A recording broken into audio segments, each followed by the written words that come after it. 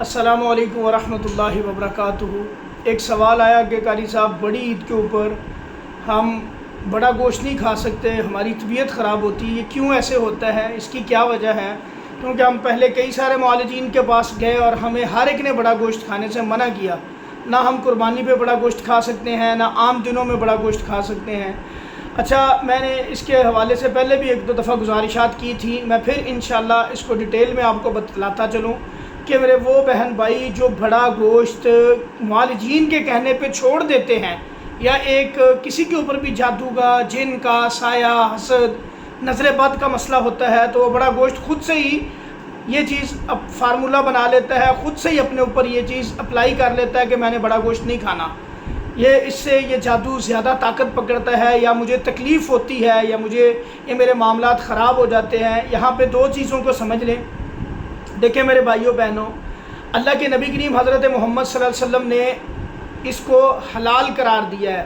بڑا گوشت کا کھانا، چھوٹے گوشت کا کھانا، جو بھی چیزیں اللہ کے نبی نے حلال کہی ہیں وہ ہم نے کھانی ہے، وہ ہمیں فائدہ دیں گی، ہمیں طاقت دیں گی۔ لیکن خدا نخواستہ کسی کا کولیسٹرول کا مسئلہ ہے، یا کوئی یورک ایسڈ کا کوئی اور معاملہ ہے، کوئی ڈاکٹر نے منع کیا تو ایک علیحدہ بات ہے۔ ادروائز جادو جن کی وجہ سے اگر آپ یہ نہیں کھا رہے تو میرے بھائی کھانا شروع کر دیں، ٹھیک ہے؟ آپ بیسیکلی شیطان کی بات کو اوبے کر رہے ہیں۔ کیوں؟ وجہ اکثر جادوگر لوگ، اکثر معالجین، زیادہ تر معالجین غیر شرعی طریقے سے کام کرتے ہیں، تعویذات دیتے ہیں، یا موکلات سے کام کرتے ہیں، یا جنات شیاطین سے کام کرتے ہیں۔ اب یہ ان کی شرط ہوتی ہے، زیادہ تر لوگ جو جنات سے کام کرتے ہیں ان کی یہ شرط ہوتی ہے کہ بڑے گوشت سے روکو، لوگوں کو منع کرو، کیونکہ وہ جنات زیادہ تر ہندو ہوتے ہیں، اور ہندو جنات بڑا گوشت سے یہ شرط لگاتے ہیں کہ آپ مسلمانوں کو بڑا گوشت کھانے سے روکو۔ غیر مسلم بھی کوئی ان سے علاج کرے تو بڑے گوشت کی شرط وہ پہلے لگائیں گے۔ تو یہاں پہ میرے بھائیوں بہنوں، آپ اللہ اور اس کے رسول کی بات کی نافرمانی کر کے آپ شیطان کی بات کی، طاغوت کی فرما برداری کر رہے ہوتے ہو۔ پہلی جب آپ اللہ کو نافرمانی اللہ کی کرتے ہو تو اللہ ناراض ہوتے ہیں اور شیطان کا غلبہ آپ کے اوپر بڑھ جاتا ہے۔ تو اس چیز کو آج سے ہی دماغ سے نکال دیں۔ انشاءاللہ بڑے گوشت کو کھانے سے آپ کو کچھ نہیں ہوگا بلکہ طاقت ملے گی۔ میں تو اکثر جب کسی کے گھر کسی کے اوپر پڑھائی کرنے کے لیے جاتا ہوں تو میں لوگوں کو اس بات کا کہتا ہوں کہ آپ بڑا گوشت پکائیں اور کھائیں، تاکہ خدا نخواستہ ایسے معاملات جنات کے اس کے اوپر ہیں تو سامنے آئے۔ تکلیف میں دیکھتا ہوں یہ کون ہے جو آپ کو روکتا ہے اللہ کے فضل و کرم سے، اور انشاءاللہ اللہ کے حکم سے میرے بھائیوں جو چیزیں اللہ کے نبی نے حلال کی ہیں ان کو کھائیں، نہ اپنے اوپر حرام کریں۔ اور جو معالجین یہ آپ کو ساری چیزیں ایسے بتاتے ہیں، ایسے لوگوں سے بچیں، اپنی ماں کا نام نہ بتایا کریں، اپنی معلومات نہ دیا کریں، یہ جادو بھی کرتے ہیں ان چیزوں سے۔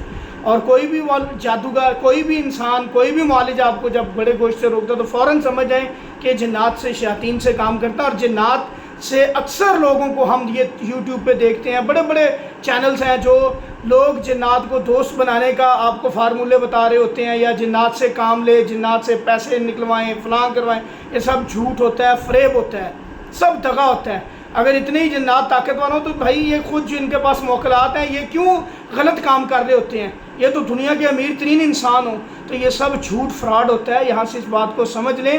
اور جنات سے کام لینا، جنات کو دوست بنانا، سورہ انعام کی آیت نمبر 128 کا بھی مطالعہ کر لیں، کھول کے ترجمہ پڑھ لیں۔ اللہ تعالیٰ کیا فرما رہے ہیں کہ جنات نے انسانوں کو دوست بنایا، یا جن انسانوں نے جنات کو دوست بنایا اور ایک دوسرے کے کام کیے، میں ان کو جیسے میں چاہوں گا جہنم میں پھینکوں گا۔ تو اللہ کے نبی حضرت سلیمان علیہ السلام نے اللہ سے دعا کی تھی کہ اللہ تعالیٰ جی میرے بعد یہ قدرت کسی کے پاس نہ ہو، ٹھیک ہے؟ یہ طاقت قدرت انہی کے پاس تھی۔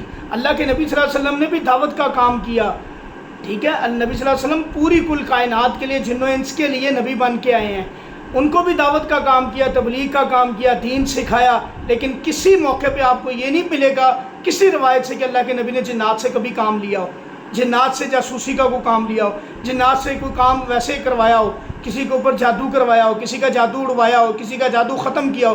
خود جب نبی صلی اللہ علیہ وسلم پہ جادو ہوا تھا تو کیا کیا تھا؟ اللہ سے دعا کی تھی۔ نبی صلی اللہ علیہ وسلم نے کہی مہینے اللہ سے دعا کرتے رہتے، پھر اللہ نے دعا جب قبول کی تو خواب میں اللہ تعالیٰ نے رہنمائی کی کہ فلاں جگہ پہ جادو ہے، وہاں سے پھر نکلوایا گیا، تلف کیا گیا، ضائع کیا گیا فلک ناس پڑھ کے۔ تو میرے بھائیوں، یہ جو طریقے بتائے جاتے ہیں یہ سب باطل ہیں، غلط ہیں، اس سے شیاطین آپ سے دور نہیں ہوتے، مزید ان کا اٹیک آپ کے اوپر بڑھ جاتا ہے، آپ کا نقصان شروع ہو جاتا ہے، اللہ کو آپ ناراض کر بیٹھتے ہو، پھر آپ کے معاملات مزید بگڑنے شروع ہوتے ہیں۔ تو ان چیزوں سے بچیں، توبہ کریں سچی اللہ تعالیٰ سے بھی، کھائیں جو حلال چیزیں اللہ تعالیٰ نے کہی ہیں، نبی صلی اللہ علیہ وسلم نے کہی ہیں، کھائیں تو اللہ کے فضل و کرم سے اس سے آپ کو فائدہ ملے گا، نقصان نہیں ملے گا۔ اسی طرح کئی لوگ کہتے ہیں فوت شدہ کے گھروں میں نہیں جانا، فوتگی والے گھروں میں نہیں جانا، اور کئی لوگ نہیں جاتے، تو بھائی وہ بھی جائیں، اس سے ایمان تازہ ہوتا ہے۔